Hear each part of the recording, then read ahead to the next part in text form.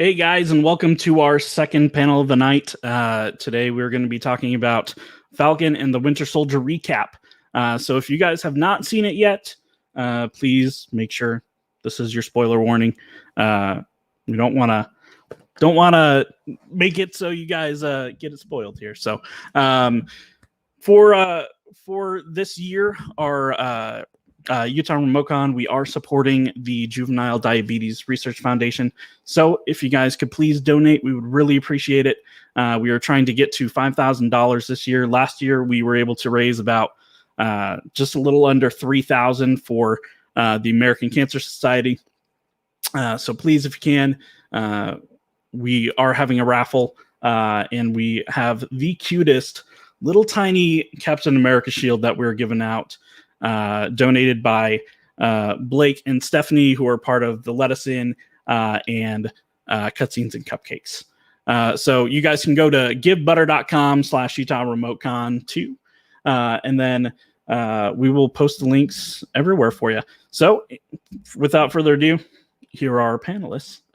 Val will be moderating today. If you want to go ahead and give your intro and then introduce your panelists. Hey everyone, I'm Val from Multiplane Podcast and Movies That Make Us, and we are excited that you're spending your Friday night with us. We are going to get into it and talk about, of course, one of, I think, the best Disney Plus series, and that's The Falcon and the Winter Soldier. Please make sure if you guys have comments, go off to the side. We are going to get in deep to this show, and so we want to keep it nice. We can disagree, but the last time I had a talk about this show, some people got super upset, and I think one of them got kicked off of Facebook. So let's keep it clean, but let's have good discussions tonight. We are going to introduce everybody. First, we're going to go to Erica. Erica, tell everybody where you're from. Yeah, I just had to have a second to put myself back together because Robert wasn't dressed like this before we went live, and so I had this. What are you talking about? I was totally like this. Fangirl moment. I was just getting overwhelmed. Looks the same to me. Yeah. He's always been a superhero. But I'm Erica. I am part of the Stolen Droids family. I run the Let Us In podcast, which is a system-changing TTRPG game. We just started our second season, and the first episode comes out June 4th. Nice. Robert, tell everybody what you do and about your cool outfit that, by the way, he gave me a preview earlier today, so it was not a surprise. He just thought that in my closet I would have like the duo to his costume because I mean, really, let's face it, Val. There was a good chance you could. You're true. I mean, I have totally a lot of jackets that could be a Winter Soldier jacket, but nothing that compares to what you have. So tell everyone where they can find you. Fair enough. I'm Robert. You can find me on Instagram at actionfiguretheater.com. I usually post pictures of action figures for some reason with coffee most days, and it's been going on for a couple of years now. Please feel free to follow and enjoy the fun. It will That's uplift fantastic. your day. It's really good. It's amazing. It's Yes. so much fun. If It's you don't do anything with your day other than watch us, please go follow him because it will make every day that you have. Blake Castleman, we're so happy to have you. Go ahead and introduce yourself to everyone. Thank you. My name is Blake Castleman. I am a screenwriter and film producer and comic book writer, and I'm currently working on launching a new digital comic and directing my first movie. Nice. Congratulations. Thank you. And Craig Price, go ahead and tell everybody what's going on in your world. I believe I am the newest member of the Stolen Droids family. You are. As 2 weeks ago, the Monday Morning Memory Wipe started, and we like to recap the week that was, look forward to the week that will be. There's so much out there in the world. It's hard to remember stuff, so let us do it for you. The Monday Morning Memory Wipe. Nice. So excited. Not as good as I think I did better the first time in the blip one. He also does a fantastic show called Cast Off, which I've been on a lot, which I will be on a lot in the next couple of weeks. You can't get enough of me for some reason. I know, because tomorrow morning we record my third podcast, which is the flagship Matinee Heroes, as we start Put a Ring on It June with the Lord of the Rings. Each week we're doing a Lord of the Rings. And Oh, tomorrow so we're going to be talking about the Fellowship of the Rings, and I'm super excited for that. I'm glad I don't have to recast it yet, because why would you want to recast that perfect movie? I don't know, but you give me stress every time I have to do it, and I love it. But right now we are going to get into the Falcon and Winter Soldier, and I want to jump right in and say I think that these two characters in the main MCU movies were... I think we all kind of saw this coming, or we wanted to see this coming when we saw them together, and I think they forecasted it. But did you like these characters as much as you like them now when you saw them in the MCU movies? We'll go to Blake first. I like them more now. I liked Sam from the beginning, from that first scene in Winter Soldier. On your left, on your left, on your left, and I think Sam was. I think Anthony Mackie was perfectly cast as the Falcon, but he was Steve's sidekick. And what I loved about this series is watching him step into the leading man role. And it didn't surprise me when they announced that he was going to star in Captain America 4 after this miniseries had been completed. For Sebastian Stan, the Winter Soldier, what an amazing journey, going from a very formidable, Steve's sidekick during World War II to a very formidable villain. He is the main villain of my and Erica's all-time favorite MCU film. And then his journey, starting with Steve's influence, and friendship and love, going from this killing machine to someone who, just the scenes at the boat when Yeah, and we'll get into those for sure. we're Yeah, we're going to get into all that. So, but Bucky's but you smiling. definitely like them better now. I mean, you Much liked better. them then, but now Yeah. you're really, because I know some people didn't really care for him in the MCU, and now they like them better. Erica, is it the same for you, where you liked them then and now you like them even more? Oh, absolutely. No question there.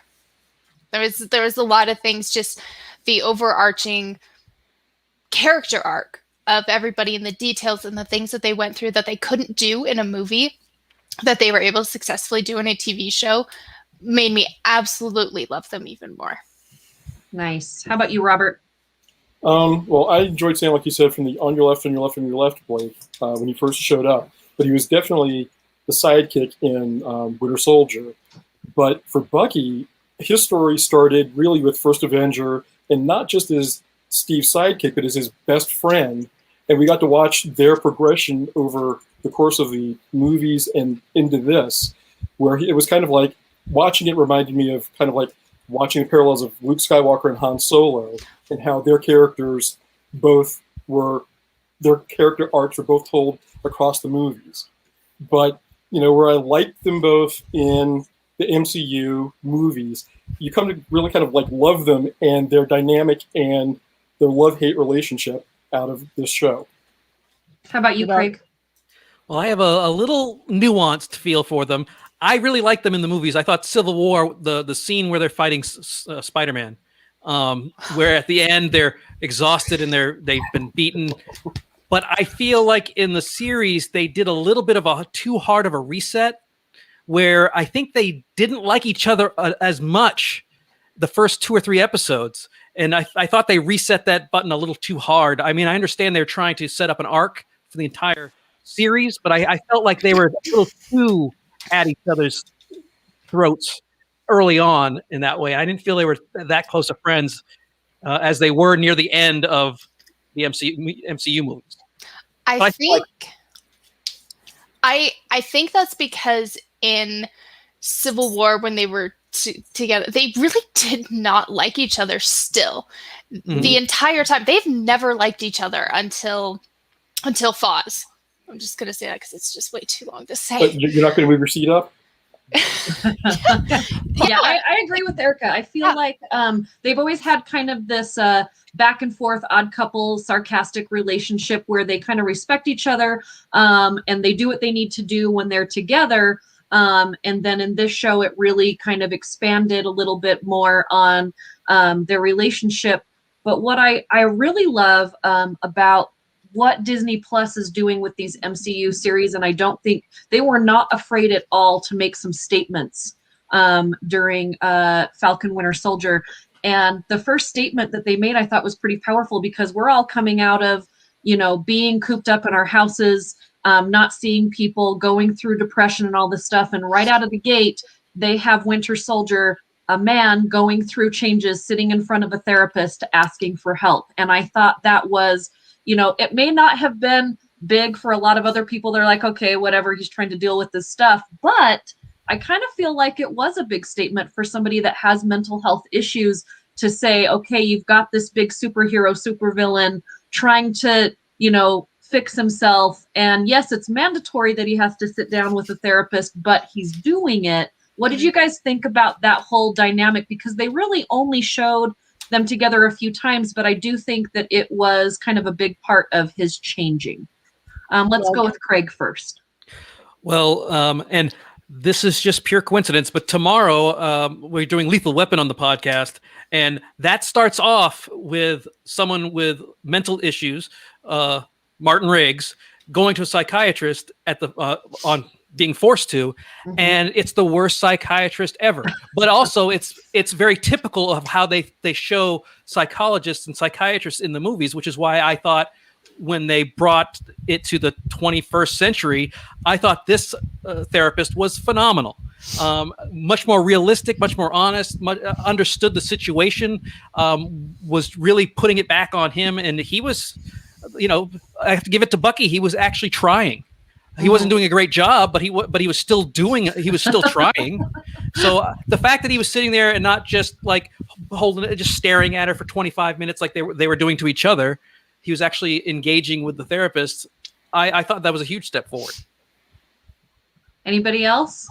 Well, I mean, look at his body language, though, when he started, because he was just sitting there just kind of very, sullen and sulky, and he was kind of not barking or grunting his answers, but he was participating, but he was not, he could tell that it wasn't really where his heart was. He was being forced to do it.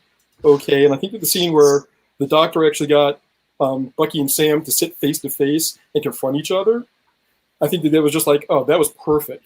Just to kind of start that brings me to what Heather just said. She said Sam was the best therapist for Bucky. And so I think there are a lot of different things going on in this show when it comes to, yes, going to a therapist, yes, confiding with your friends, but also being real with yourself, which Sam does a lot. And we'll get into Sam in a minute.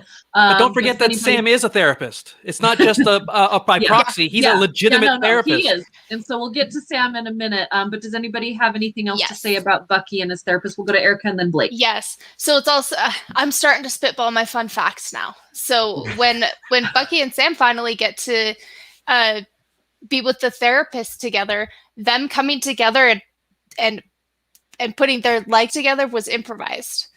And I thought that was so, like, even if it wasn't improvised, that was so in character for the two of them, because they're just so irritated, but they know that they need to do something to work together, but they're being so resistant.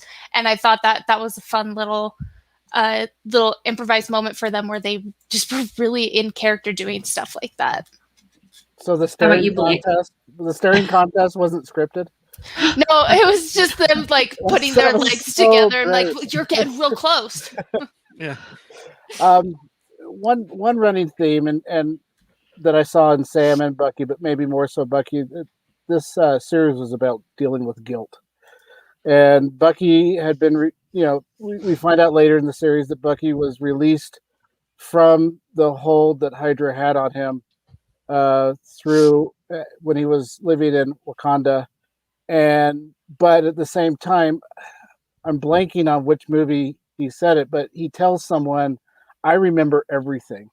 Mm-hmm. Being released from Hydra's hold on him and the passwords didn't erase the memory of what he had done.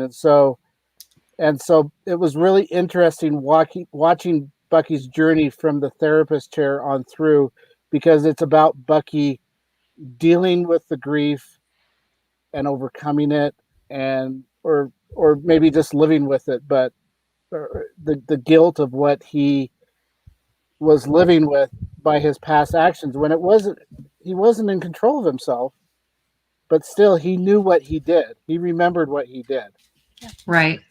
Well, and there is I don't know how we're going to do all of this in 50 minutes. So I'm going to try. We're not going to be able to talk about everything because the show has so many different aspects. So I really want to hit on some big ones. The next thing I want to jump to is because Blake, he kind of helped me segue to this, is that a lot of the characters feel guilt or feel like they need to prove something to themselves or the people they love or the world around them. And so I want to jump to Sam, and Sam has a lot of conflicts that he's got to resolve in this show. The resolution of the fact that he was given the responsibility of being Captain America and he turned it down.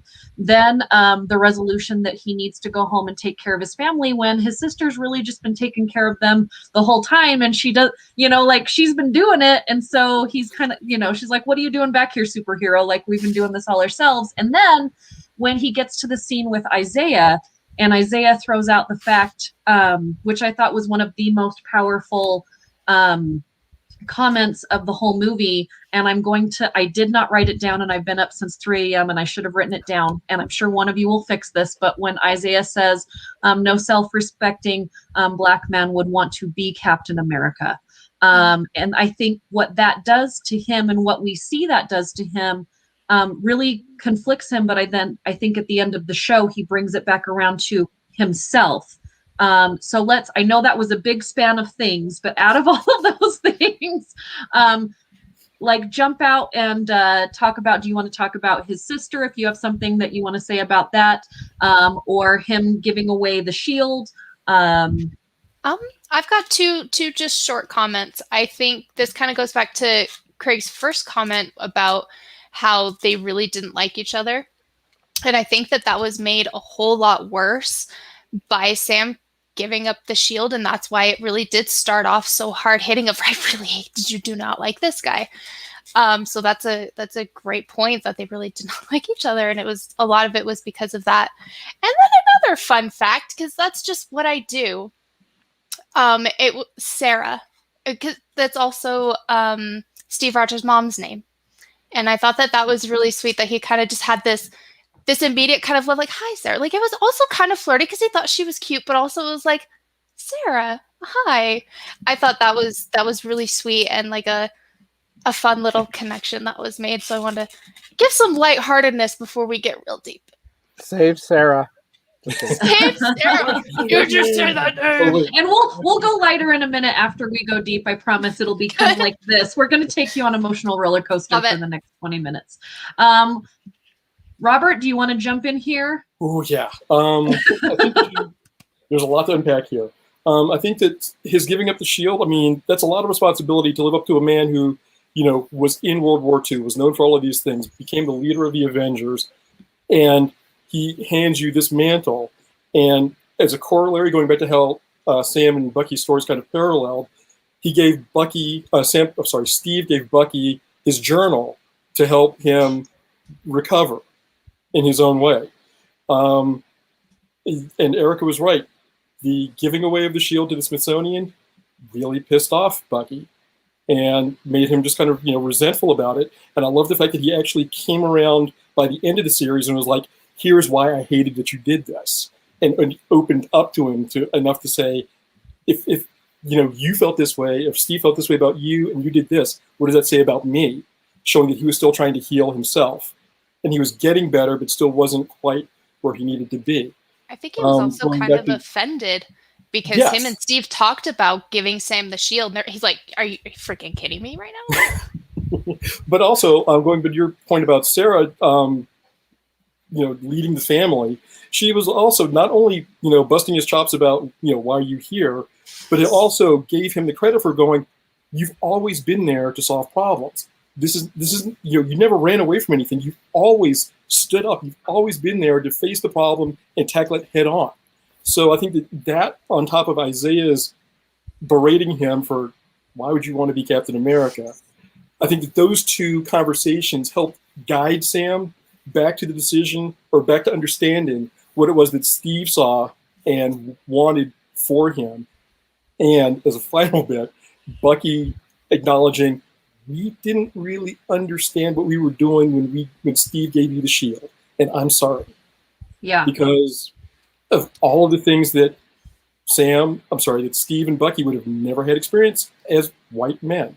Yeah. Mm-hmm. Yeah, I They think went through a lot. they made a lot of really great I think steps in this show without shoving it down our throats. I'm a surface nerd, and we'll get to Blake and Craig in a second. And so I didn't know this storyline, and I've never read the Red, White, and Black series.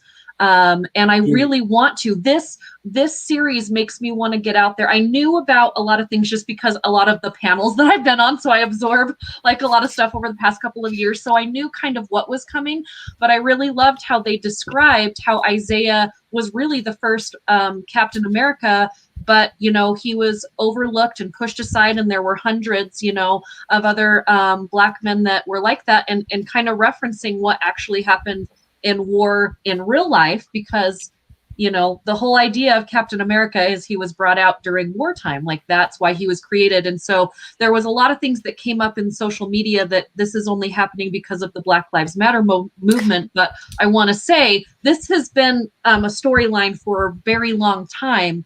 And so I thought it was really, I'm just going to say it, Disney had a lot of balls to throw this out there at this time. And so we'll go to Blake next and then Craig. Well, really, really quick, script development started in 2018 for this series, and they started filming in 2019. And then COVID delayed things, and they didn't finish until later in 2020 when they could start filming again. But I really think that Sam, Steve, back in Avengers Endgame, Steve, and they had this voiceover at the very beginning of episode 1 of Falcon and Winter Soldier. Old Steve hands Sam the shield and says, "How's it feel?" And Sam says, like it belongs to someone else. And then Steve says, "It's not." Meaning, this is something I've thought about for a long time. I've talked about it with Bucky, we find out later.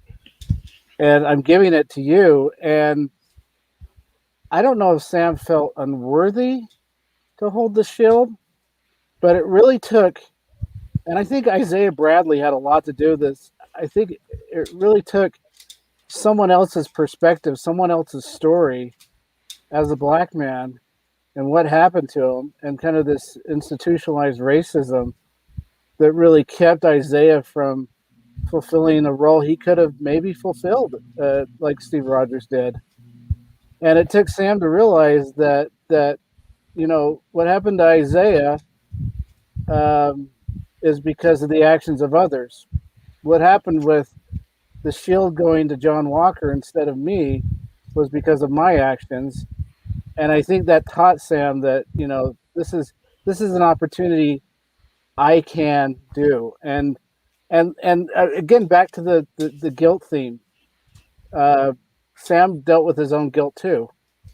And he didn't go to therapy like Bucky did, but at the same time, he overcame it how he needed to, and he learned to live with it. And I think at that moment, he decided not only can he be Captain America, but that he was Captain America.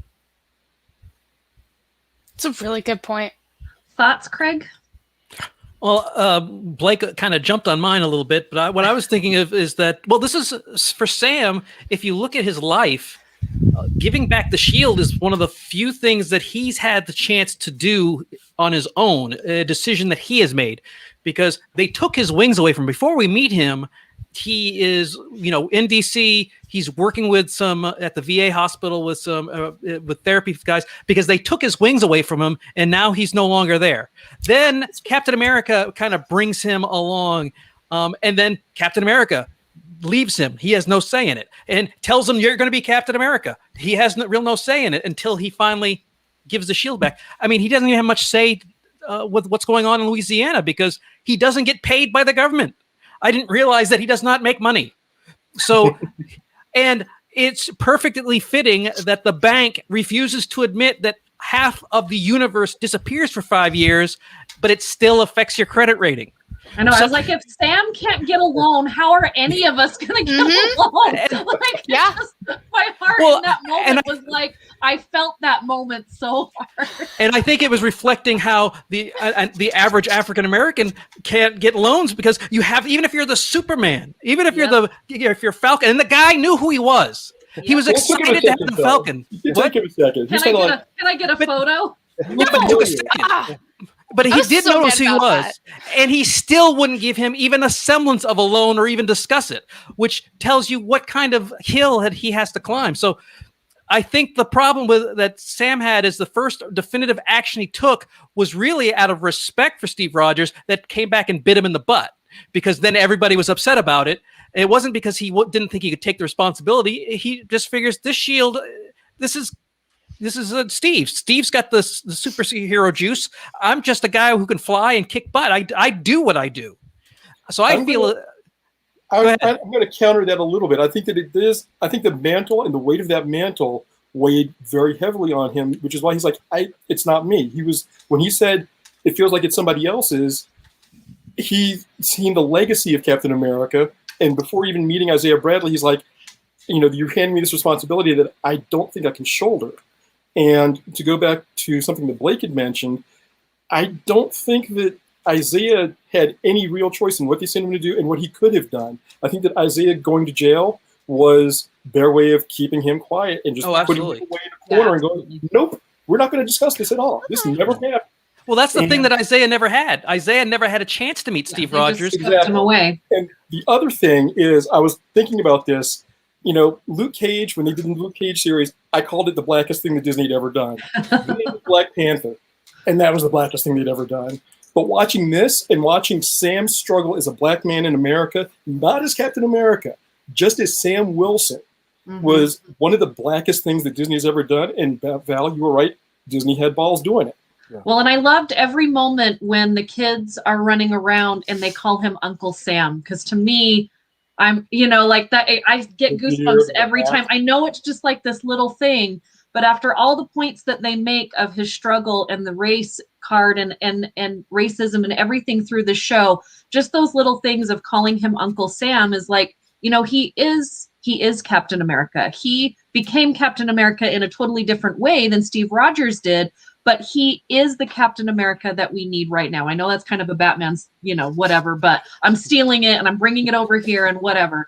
The next thing I want to jump into is I want to jump into John Walker.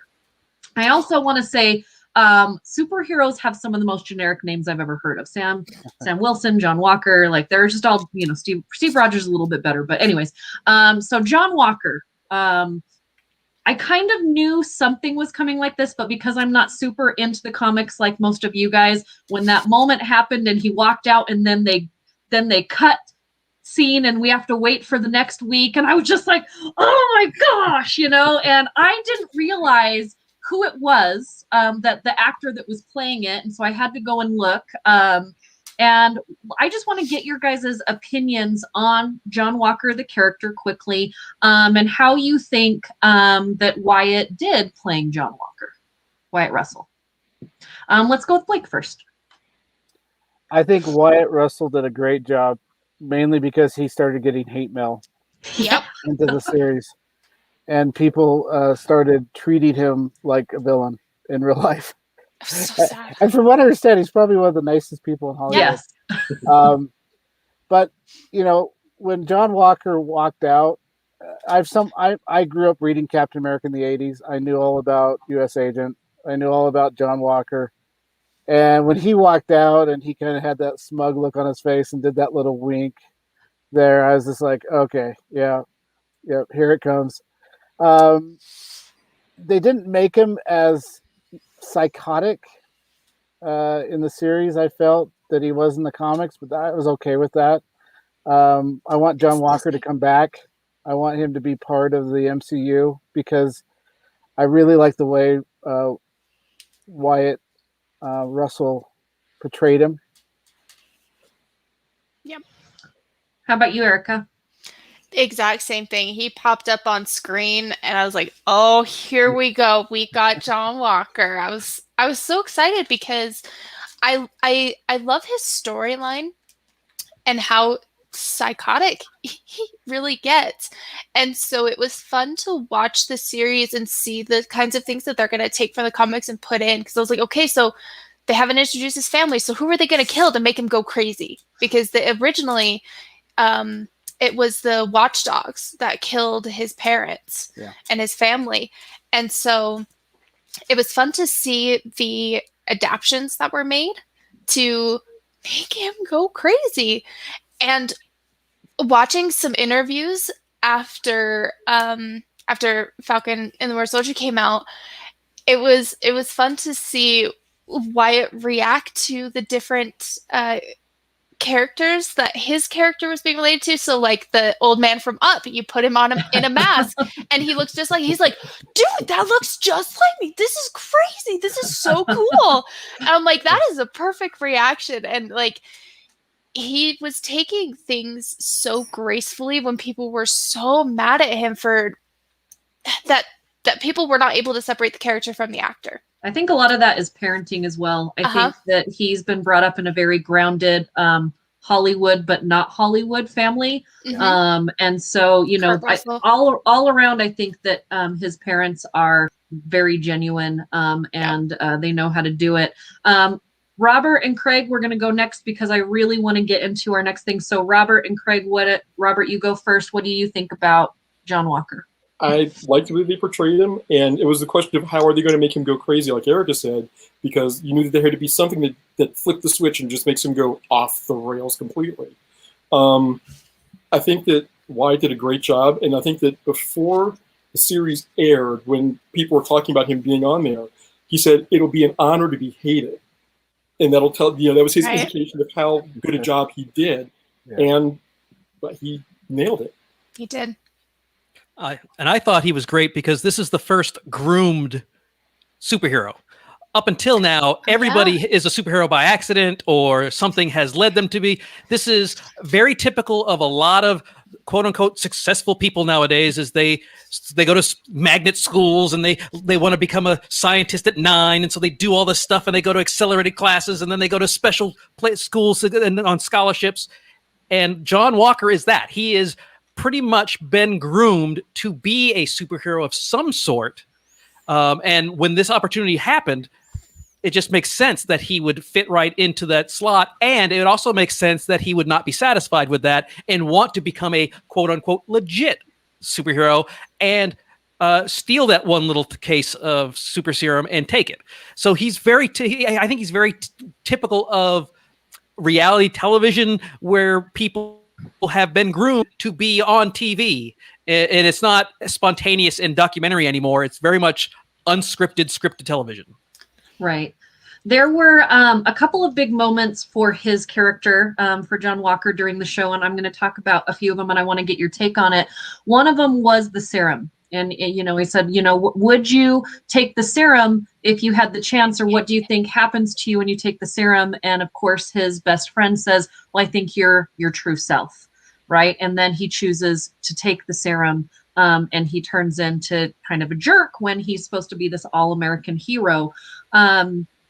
What do you guys think? Because there's a lot of chatter out there that some people, and I know it's crazy to think, but some people think that Sam shouldn't be Captain America because he isn't super, because Captain Americas have that. But let's talk about the super serum really quick and what your guys' take is on the super serum. And Erica, you want to go first? It's not the 40s anymore.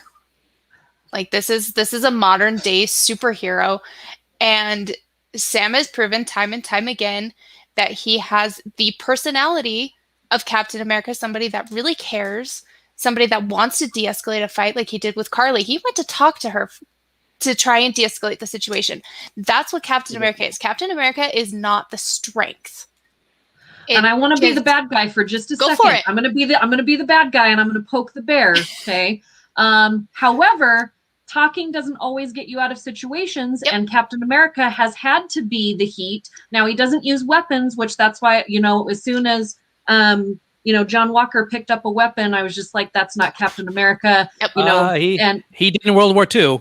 Okay, Bingo. World War II. In modern day, he never picked up a gun. MCU, he used his buns and his fist and his head. So America's ass. I think that's where the shield comes into play to more of Sam's advantage, because he doesn't have the strength, but he can wield the shield very flawlessly, and he can use that to counteract the strength that he would have to use to fisticuffs. And I think that's it's bad to say that it's a crutch, but it's a relationship he has with the shield to counteract the strength of a super soldier, essentially. Yeah, I mean, you can easily say that Iron Man uses his Iron Man suit as a crutch too. And that's exactly what do you think? What do you have to say about John Walker's super serum and then Sam coming into the picture there?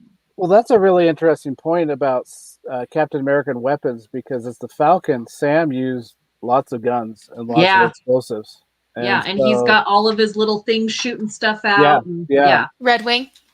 His Red Wing, and so Sam's going to have to make a change, and we already saw that when he makes the appearance as Captain America in episode 6. I really liked the scene where Sam is asked, "Would you take the serum?" and he says no. Mm-hmm. Yeah, and I think that's a confidence mixed with a belief that no, you can be a superhero without this enhancement physically. But he's always fought beside people that were super. Right. And so this is going to be the struggle that I feel like I'm excited to see.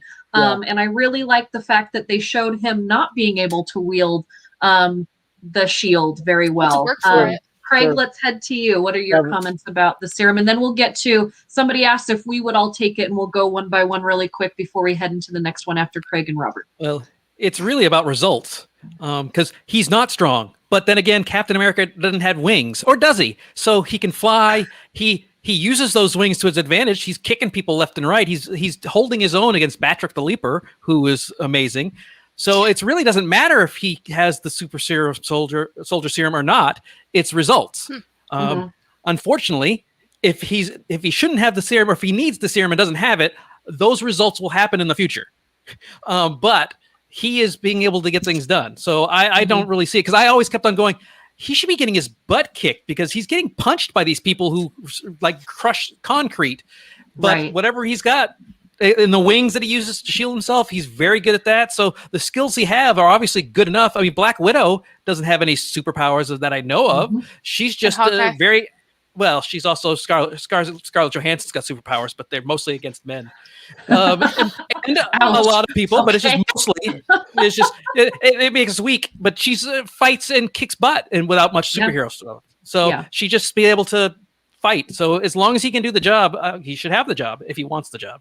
And Sam's going to work hard. Sam's going to work hard to be able to be in the shape he needs to do the job.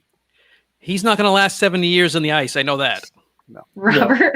I think that the biggest thing is that Sam is going to be a different Captain America. He's not going to try to be Steve. He realizes he's not Steve. He's not Bucky. He's not a super soldier. And he can't try to be what they are. And that was the first thing. And the fact that he couldn't wield the shield at the beginning and, gets it stuck in a tree or just falls dead when he throws it was great. And, you get a training montage out of this, sure. But he can't, he's not that guy. And I don't think that he needs it, because I think that Captain America is more of a symbol than anything. And I think that he's showing anybody can be Captain America, kind of like, I think it was Spider-Man, I want to say Homecoming, where Tony and Peter are fighting over the suit. And Tony's like, and then Peter's like, I wanted to be just like you. And Tony was like, I wanted you to be better. And it's like, that's it. That's what this is. Steve doesn't want just a carbon copy. He wants somebody who can carry on the legacy of what it means to be Captain America. Robert, would you take the super serum? No. Erica? Yes. Blake? Yes, only because my middle-aged man body is breaking down. And Oh, wait a minute. Blake makes a good point. I need help. Craig? And Yeah, I need every advantage I can get. As someone who took the COVID vaccine on a clinical trial, yeah, Nice. I'll take it. I'll give it a shot. Yeah, I I don't- would too. as a kid, where I've talked about this before, so it'll be really short because you could find it somewhere else later. But like growing up, Captain America, Steve Rogers is my idol, and I have a superhero complex because of that man. And so I would absolutely take it because I believe I have that kind of heart that would not turn me into John Walker. And that's exactly And what I- John Walker. It's also here to take And you down, just so you I know. wouldn't take it because I'm not 100% sure. So I've I'm had sure. my days. Yeah. So Yeah, I John don't Walker wanna- thought the same way I you don't did, know Erica. that I want to take that chance on the world.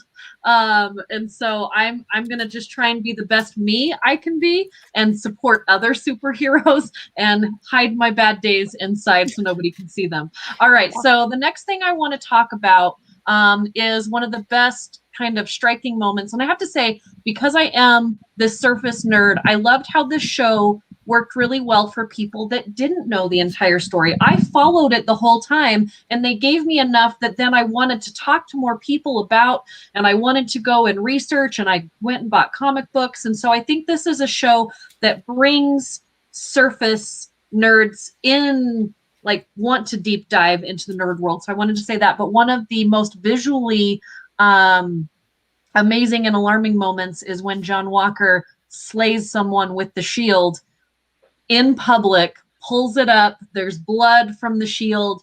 And for somebody that didn't know that was coming or that he was capable of that, because I don't really know a lot about him, to see that happen to the shield and everything that I understand about Captain America, that was really a compelling moment. Like it was just visual, it was in public, the shield's blood, he's standing there, he's enraged. So let's take just like a quick brief comment about how you guys felt about that before we jump into the next thing. Blake, we'll start with you.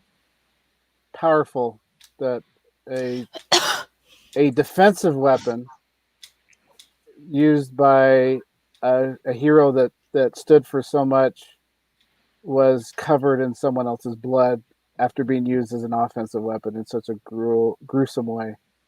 Robert? It was a powerful image. Visceral. The fact that they, like Blake was saying, that it had been such a iconic defensive weapon, and then used offensively, and then I love the fact that they actually just fade to black right after that. And you're just like, that just happened. And Craig? it sticks with you for a week. Yeah. Craig? I knew it was coming, but it's also something I had thought Steve Rogers would have done every time I've ever seen him throw the shield. He's hit more people in the throat with that shield at 100 miles an hour. I'm not kidding. It would have done some damage. It's like Batman with his little batarangs. We always see the guys just drop, but there's a lot of dead people that he does. Both Batman and Captain America I think have it's the gone intent through. behind it. Right, but the it's still 100 mile an hour vibranium shield to the throat. It's not really. There's only one outcome. Erica? Heartbreaking, because the kid, I've forgotten his name, in an earlier scene talked about how much he loved Captain America and he used to really look up to him, and he was murdered by the defensive weapon that he looked up to all growing up. Well, and I think it was a big statement for me, because I know that Steve Rogers was created by the government. But then when he really kind of joined the MCU, they were in their own thing. They kind of ran their own missions. He stood for something really great and good. So he wasn't really owned by the government at that point. Yeah. And so now that they took the shield from Sam. They lied to him about where the shield was going. Give it to us. We'll put it in the Smithsonian. And then we're going to do all of this, cloak and dagger, kind of thing. And then we're going to actually give the shield to someone else that we've already been plotting, planning, and is going to be the next Captain America, who looks the part, is the part, and we can control. And then that person loses control and takes what we all love so much about what that symbolizes to us, and like visually taints it with blood. To me, in that moment was like, that's what happens when like this something that we love so much gets tainted by something that has no idea what it's doing. They want to control it, but you can't control certain things. And so to me, that visually kind of did that. I want to jump to some of the things that I didn't think worked about the show and get your guys's play on it. So we haven't talked at all about Carly. So let's talk about Carly and her mission. She took the super serum and now she's on a mission because all of her followers were there when everybody went away from the blip and they were trying to rebuild their lives. And then everybody comes back from the blip and now they're just told to leave and you don't have your life anymore. So this young girl is now on a mission. I don't feel like we got enough of her story. I didn't care about her as much as I thought I wanted to, or her message. I could have gone the whole series without having her or any of those people involved in this story, and I would have been totally okay. So let's jump in. I know it's a big thing, but we've got about 5 minutes to really tackle this. Erica, go. I'll be real quick. I think that is purely a production thing because of the underlying story that they had to cut out. They cut out a lot with what's her face? The matriarch essentially passing away. That was a huge story that would have driven Carly to do so much. Why don't you just put it in the second season? Like for me, I just feel like I don't care that any of them died.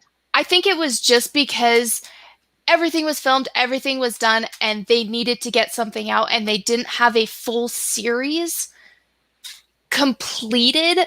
If they had taken all of the Carly stuff. Do you feel like it should have, like, do you like that story arc at all? Like I don't want, I guess the excuses of why it's there. I just want to know, was it enough for you? How did you feel about it? I liked it because it was an additional, every TV show that I've watched has some sort of underlying plot. And that's what this was for me. It wasn't a major big plot. It brought certain things to where they needed to be.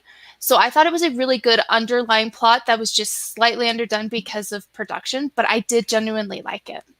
Another thing about Carly's story is when they developed the series, they weren't planning a season 2. Yeah. And I don't have they announced the season 2? I've only seen the Captain America movie announced. They're going to go right to the movie. So this may be a one and done series anyway. I don't know. I would welcome a season 2 if they did it, but I think at the time that they found themselves, the storyline was very similar to COVID, and that's the main reason they cut it out. And hopefully at some point they'll do a director's cut of the series maybe and put some of that stuff back in, and we can see maybe if there was more character development, more of Carly's story that was important to her overall arc that was taken out. Yeah, every week I just thought that, okay, they're going to give me something. Like they set you up to want to see more of her, and then they don't. Robert, was it enough for you? It was enough, but it was definitely undercooked. Watered down Kool-Aid? Undercooked. I think that it would have been good to get more exactly what was it that drove her to become the leader of the Flag Smashers. But I think that bringing up the Flag Smashers as the primary villain group, so to speak, was good because it shows not everything is great in the MCU. There are problems. You always see the bright, shiny superheroes, but never seeing the seedy underbelly of the rest of society. And what's happening to the common person when the Avengers are off fighting Thanos? How is everyone else dealing with that? So that for me was good. Yeah, in the panel before this, we talked about a little bit about how the Avengers plan was flawed because they didn't give a heads up to any governments or anyone what they were doing, and the Flag Smashers were kind of a representation of the disarray that bringing everyone back left the world in, and and I like it for sure. I just think that her character specifically wasn't enough for me. Craig, I want to give you your time if we can give Craig his time because we almost have to do the drawing here. Oh, I agree with you, Val. To the fact that I didn't care about her. I thought she was way too young to be this awe-inspiring, logistically adept organizational person because she's got all these people following. I understand you want young, but to have someone, I feel like she was like 15 years old. She's probably like 18, but it just seemed weird. and unnecessary. It was definitely a C plot, and I like the actress. I think she's very good. Yeah. I like her a lot, but I didn't need that at all. The thing is called Falcon and Winter Soldier. I wanted to see them. If it's arguing, if it's them, going out to eat and fighting over the check, whatever. I'd rather see more of them than the Flag Smasher stuff. It was just boring. And Carly's character was a gender flip on a male character in the comics who was older. So it definitely wasn't the gender. It was definitely her being too young. Yeah. So Colin's jumping in because we got to do 70 years. Colin's jumping in because we need to do our drawing, and I just want to say thank you guys so much for joining me. I know we didn't get to this one character, and I think we need to do a whole panel on it in the future, and that's Vemo. So I want to do a shout out to Vemo. I think he was one of the best characters in this whole series. I want that jacket. But I wish I would have pitched a whole panel just on Zemo. There's just so much about this series that we can talk about and go so many different ways. Not possible to cover it in 45 minutes. But thank you guys so much. It was so much fun having you. At least they didn't kill him off. That's great.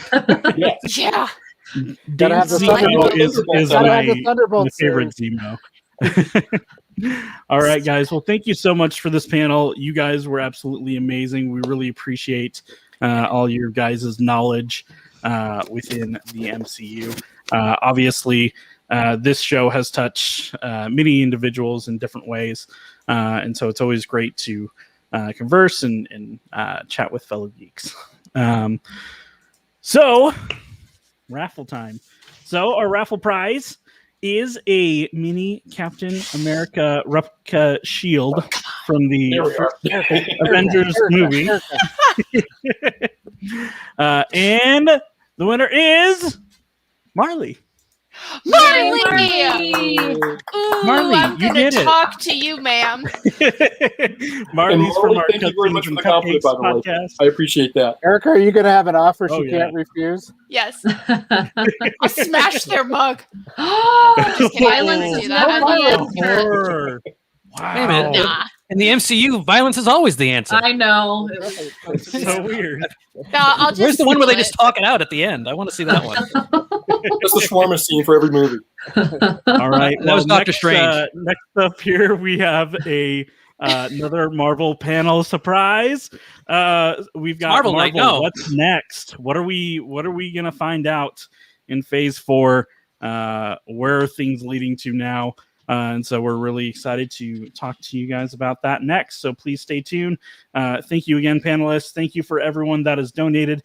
If you haven't been able to donate yet, just go to givebutter.com/Utah RemoteCon2, and you can find the link in the comments below. So thank you, guys. Oh, Wow. Got a plug. This is not a panel plug. on crappy comic book. No, Yes. no, bad literature. No. I'm not plugging my stuff, so it's okay. Thank you, Craig. All right. Thank you, guys. Awesome.